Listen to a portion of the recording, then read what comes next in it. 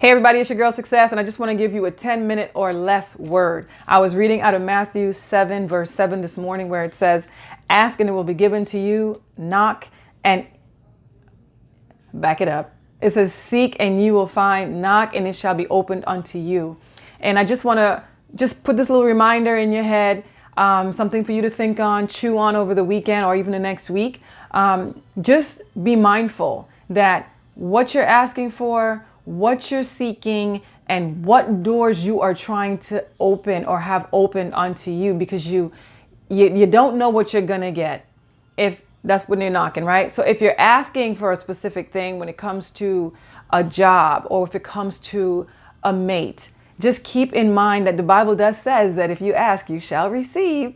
It also says if you ask believing, you will receive it. And so just understand and take stock of what it is you're actually asking God to give you.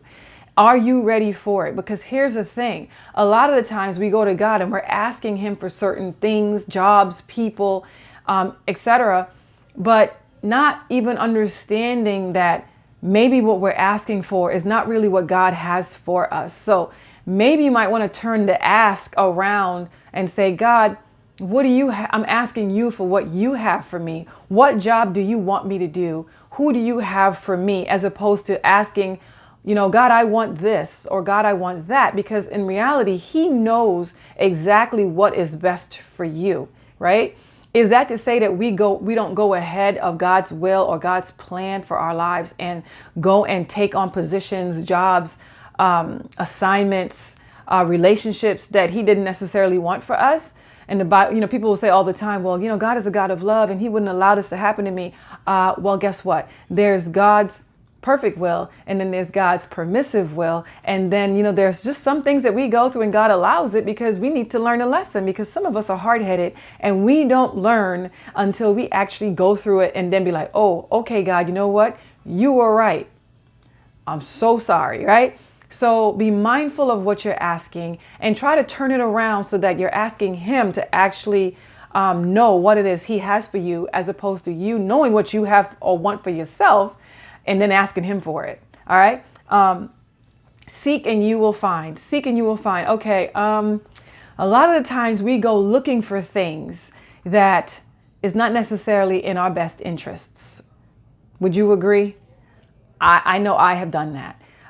This is again where we go outside of God's will for our lives, and we think we know God's will for our life, and we go and we get what we want.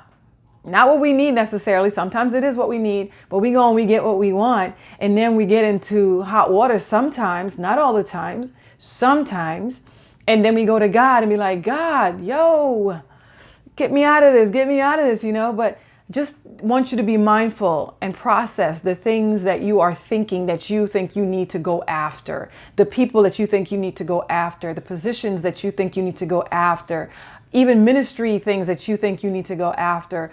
Just take a minute, stop, pump your brakes, and, ask God, what is it you want from me? If you even go into this word, you can actually seek and find out the things that God wants for you. It says that the plans that he has for you are for good and to give you a future and a hope, right? So if where you're at in the future that you're pursuing and the place where you're at is not good for you, it's not giving you hope, you might want to check and see what God has to say about that. You might want to actually get on your knees and do some praying. Yes? Okay, next part of this verse says, knock and it will be open unto you.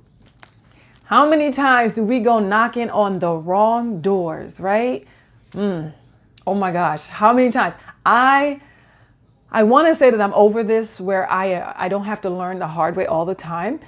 And I will say this, I don't have to learn the hard way all the time, but there are times that I have to go through repeat situations, circumstances to learn what I didn't learn the last few times.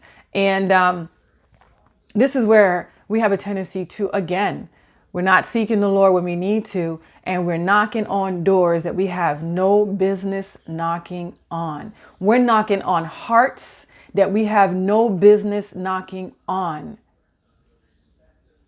That is for somebody out there. We're knocking on hearts that we have no business knocking on.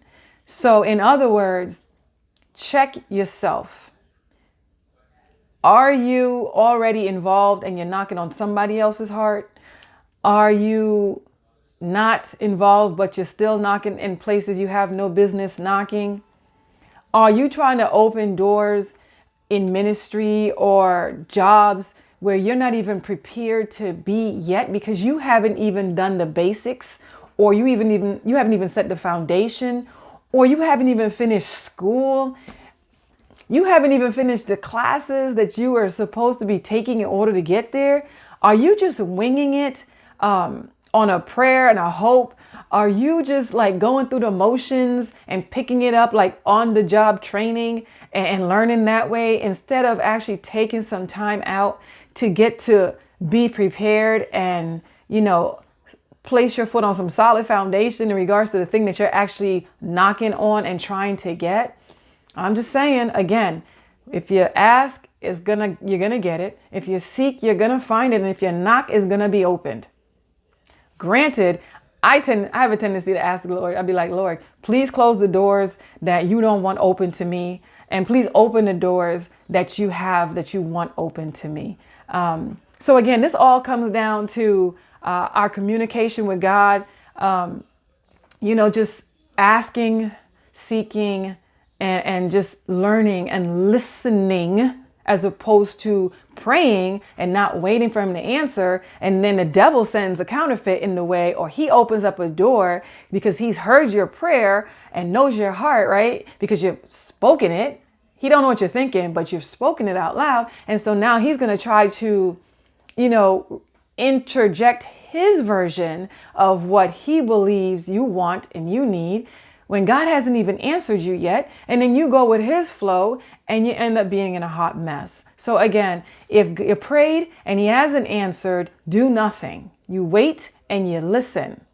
Do not accept the enemy's replica or the imposter that he sends your way. All right, guys. So that is my 10-minute or less word for you today. I hope it's a blessing to somebody out there, and stay tuned. I don't know what else God has in store, but if he gives me a word for you, I will bring it. Have a blessed weekend. Bye-bye.